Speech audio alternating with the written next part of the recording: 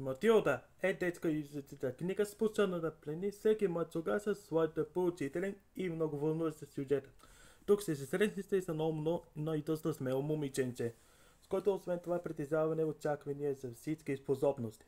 Това е Матилда, която още преди да тръгне първи клас беше прочела всички книги от обществената библиотека.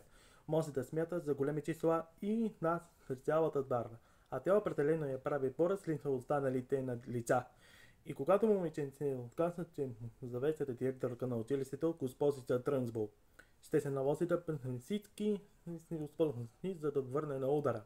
Авторът на книгата Матилда е уелски писател, известен с късите си разкази с очакван край, а също и с произведения с деца.